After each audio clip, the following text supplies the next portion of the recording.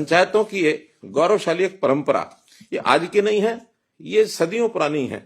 क्योंकि पंचायती तौर पर ही ग्रामीण क्षेत्र उसका जो सहजीवन होता था, उसमें बहुत प्रकार के फैसले ये ग्रामीण स्तर पर भी हो जाते थे। तो उसी प्रशासन पद्धति में यानी एक प्रकार से पंचायती जो तंत्र था, इसका उल्लेख हमारे ऋग्वेद में भी अर्थवेद में भी मिलता है।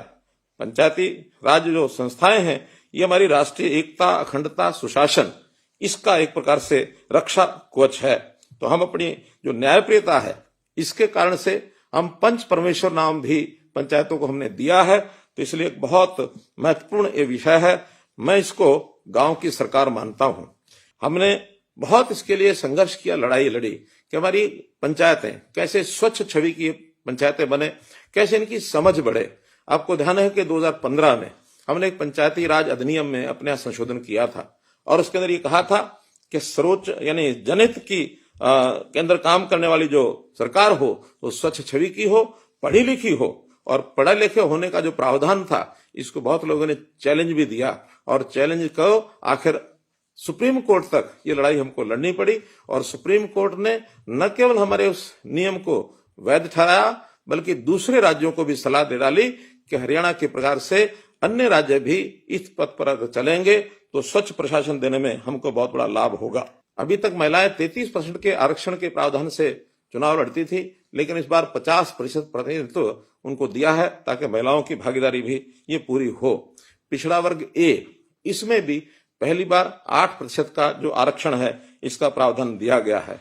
हमने ऐसे जितने भी स्थानीय निकाय हैं, उनकी वित्तीय शक्तियां ये कैसे बढ़े, इसका भी विचार किया।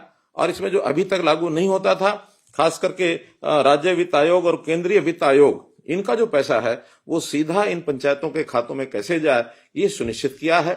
इसी प्रकार गांव की अपनी आय, इनकम कैसे बढ़े। हमारे यहाँ जो स्टाम्प ड्यूटी का 2% का पैसा है, उसमें 1% का पैसा सीधा पंचायतों को, पंचायत समितियों को और जिला परिषदों के खातों में जाएगा और शेष 1% जहां कम रहेगा वहां भी देने का प्रावधान हमने किया है। प्रदेश सरकार उन्हीं गांवों में और जिला परिषद पंचायत समितियों में पैसा 1% बांटेगी जहां की अपनी आय बहुत कम है, ताकि विकास के काम में वो भी पीछे न रह सकें। 2% जो बिजली के बिल हैं, इसके ऊपर भी एक सेस लगाया है ताकि वो लाभ भी गांव के जो बिजली के खर्च हैं वो सारे उसमें से निकल सकें। तो हर बिल का 2% का पैसा वो भी सब गांव में जाएगा।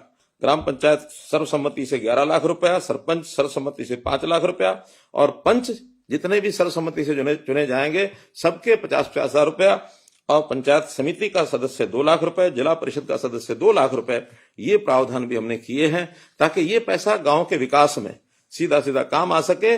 और देखिए कितना बड़ा लाभ गांव के लोगों ने इसमें उठाया है। जैसा बताया गया कि 40,000 से ऊपर लोग सर्वसम्मत चुने गए हैं और लगभग 300 करोड़ रुपया ये राशि ग्रामीण क्षेत्र के अंदर इस विकास के लिए उपलब्ध कराई जाएगी। आज जब व्यक्तिगत शपथ लेंगे तो हर व्यक्ति को उस शपथ का एक एक शब्द वो ध्यान में आएगा कि उसका क्या महत्व है। उस शपथ में संविधान की बात भी कही गई है, अपने कर्तव्यों की बात भी कही गई है, सत्यनिष्ठा की बात भी कही गई है और भय और पक्षपात के बिना और स्नेह और वैमनस्य के बिना मैं संविधान और विधि के अनुसार कार्य करूंगा। ये बहुत बड़े पहलू हैं। इन सब पहलुओं पर चुनाव प्रतिनिधि अगर मन में एक धारण करता है कि मुझे सेवा का काम करना है, अपने लोगों के लिए काम करना है, अच्छा काम करना है, कोई गलत काम नहीं करना है, तो बहुत बड़ा संस्कार ये सब लोग लेकर के चलेंगे तो निश्चित रूप से उसका एक एक शब्द ये हमारे मन पर असर करने वाला है। इसको हम सब मिल करके और आगे बने।